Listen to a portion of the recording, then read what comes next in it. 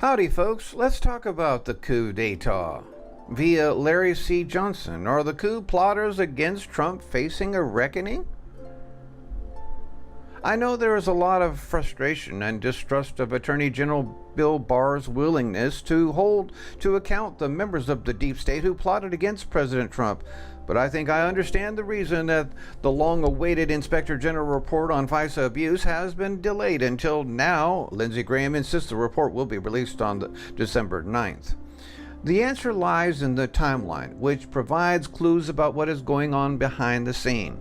Bill Barr was confirmed as Attorney General on February 14, 2019 by a 54 to 45 near party line vote. When he came into office, he had no magic, insider knowledge about the plot against Trump by the U.S. intelligence and law enforcement agencies. What he learned in the subsequent months apparently shocked and alarmed him. The first revelations for Barr came when Special Prosecutor Robert Mueller submitted his highly flawed report to Barr on March 22, 2019.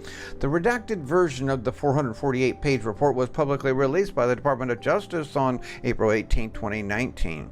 I have written extensively about the fraudulent, dishonest nature of that report. While Barr's folks were working on declassifying the Mueller report, he commented on the Horowitz investigation into the FISA process used on Trump's targets. Justice Department Inspector General Michael Horowitz's investigation into possible abuse of the Foreign Intelligence Surveillance Act by the Justice Department and the FBI should be complete in the next couple months, Bill Barr said Tuesday. During a House Appropriations Subcommittee hearing on the Justice Department's budget proposal, Barr said the Office of the Inspector General has a pending investigation of the FISA process in the Russian investigation, and I expect that will be complete probably in May or June, I am told. Around the same time, April 7, 2019, California Representative Nunes, the top Republican on the House Intelligence Committee, announced he was planning to send 8 criminal referrals to Attorney General William Barr. Pardon me.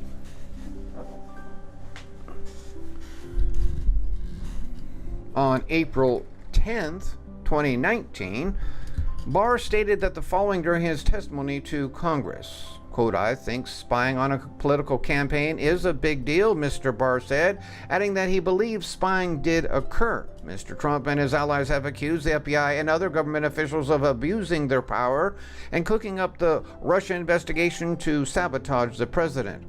Quote, I am not suggesting that those rules were violated, but I think it's important to look at them, Mr. Barr said. Later, he said that he wanted to ensure that there was no improper surveillance, not suggesting there had been, but that the possibility warranted review.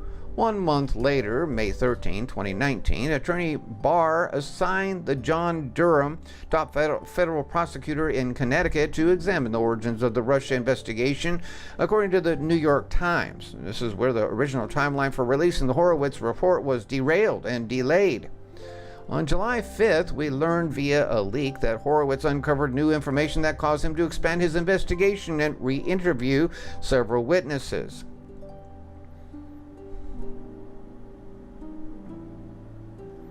At least one key witness in the Justice Department Inspector General's investigation into potential abuse of the Foreign Intelligence Surveillance Act came forward as the inquiry was winding down. The individual, who is not part of the Justice Department or FBI, only did so after Attorney General Bill Barr tasked U.S. Attorney John Durham of Connecticut to lead a review of the origins of the Russia investigation, according to Fox News. It is unclear whether this breakthrough was actually due to Barr's appointment. The report did not identify the witness, but it follows reporting that British ex-spy Christopher Steele agreed a month ago to meet with Inspector General Michael Horowitz's team. Steele's dossier, which contains salacious and unverified claims about President Trump's ties to Russia and was funded by the Democrats, was used by the FBI to obtain a series of FISA warrants to wiretap one-time Trump campaign advisor Carter Page. Sources said fresh developments led to Horowitz to re-interview some witnesses. New information was gleaned from these interviews, and that was shared with Prosecutor John Durham and his team. That information apparently led to Durham's expanding his investigation, according to several media sources. Fox News' Brett Baer reported on Tuesday in a Fox News exclusive that, based on what he has been finding, Durham has expanded his investigation, adding agents and resources, the senior administration officials said. The timeline has grown from the beginning of the probe through the election and now has included a post-election timeline through the spring of 2017 up to when Robert Mueller was named special counsel. 2 weeks later, on Wednesday, 25th of October 2019, Barr's Justice Department leaked two critical developments. One, the investigation of the roots of the plot to destroy Donald Trump and his presidency is now a criminal matter. 2, Inspector General Horowitz announced that his report on the FISA fraud would be out shortly with no major redactions. This was not a mere coincidence.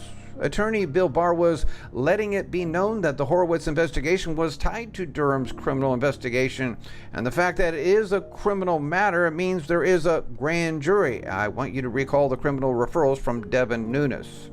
And the big news today, which hardly anyone has mentioned, is that Donald Trump, who was briefed on the investigation a couple of weeks ago, singles out Barack Obama as the person who authorized the covert action against his presidency.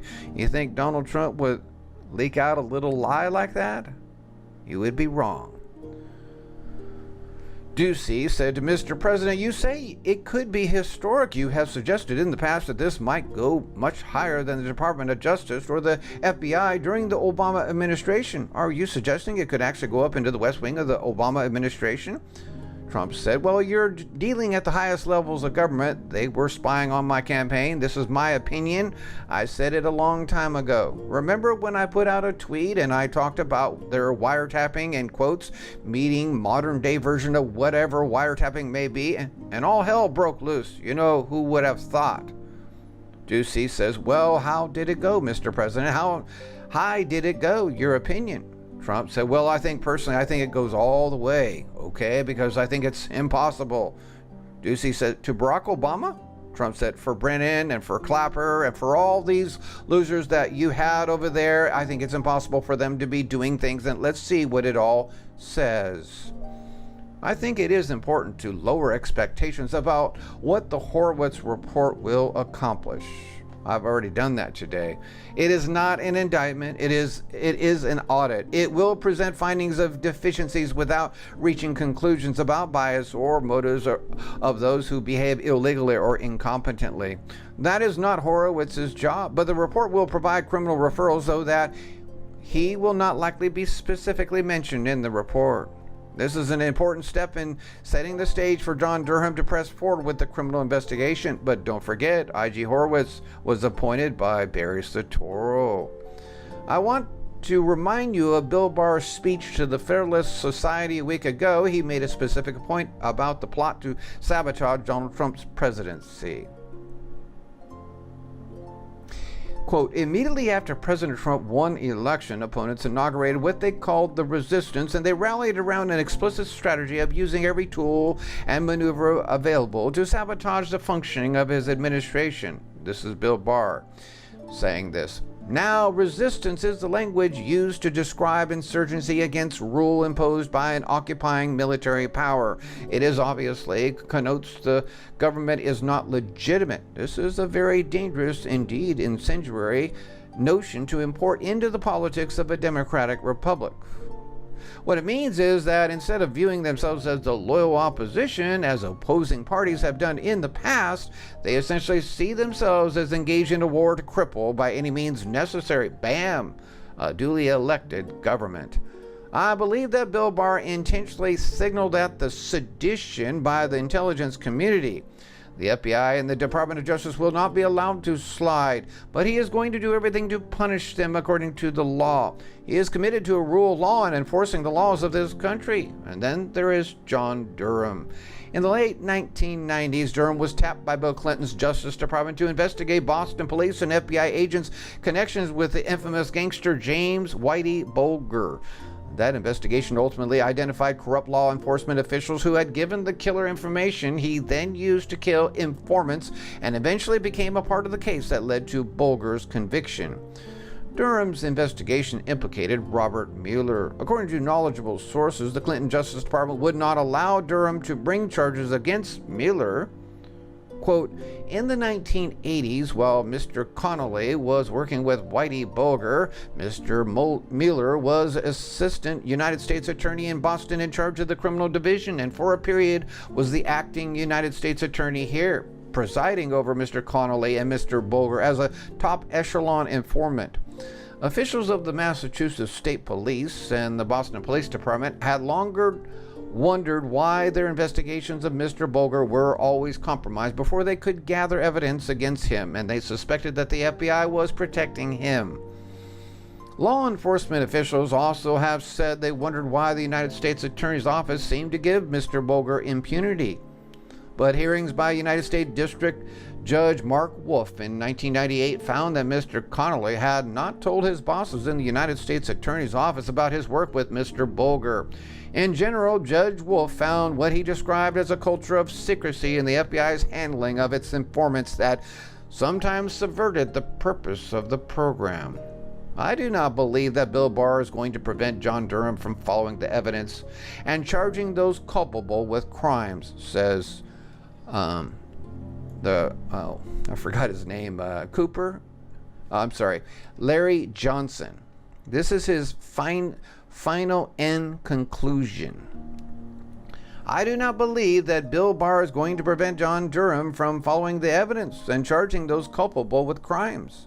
I suspect that this fact is weighing heavily on Jim Comey, Andrew McCabe, John Brennan, Jim Clapper, and others in the FBI, DOJ, and intelligence community. We will know more in a month. I do believe that's a wise commentary. Thank you for listening. May the Lord bless.